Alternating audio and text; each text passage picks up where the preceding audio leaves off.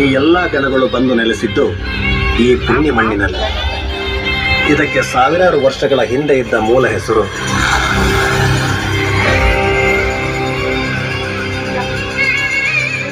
ಕದಂಬರು ಬನವಾಸಿಯನ್ನ ಆಳ್ತಿದ್ದ ಕಾಲ. ಪಡುವಣದ ಪಾಳೆಗಾರರು ಕದಂಬರ ಕೆಳಗೆ ಸಾಮಂತರಾಗಿ ಮೆರೀತಿತು.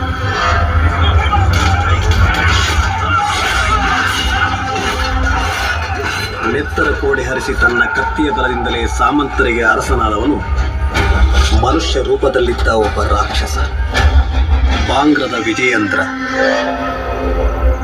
ಹೊರಗಿನ ಪ್ರಪಂಚದ ಅರಿವೇ ಇಲ್ಲದೆ ನೆಮ್ಮದಿಯಿಂದ ಜೀವನ ಸಾಗಿಸುತ್ತಿದ್ದ ನಮ್ಮ ಹಿರಿಯರಲ್ಲಿ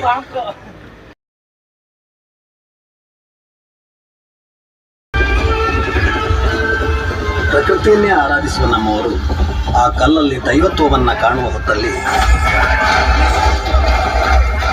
ಆ ತಿಳಿ ನೀರಿನಲ್ಲಿ ನೆತ್ತರ ಹರಿಯಿತು.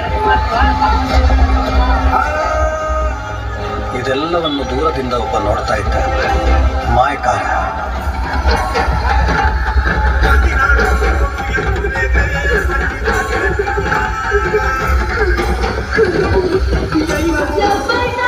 ಗಟ್ಟಿರಟ್ಟೆಯ ನಮ್ಮ ಹಿರಿಯರು ಬಾಂಗ್ರದವರಿಗೆ ಜೀತದಾಳಾದರು.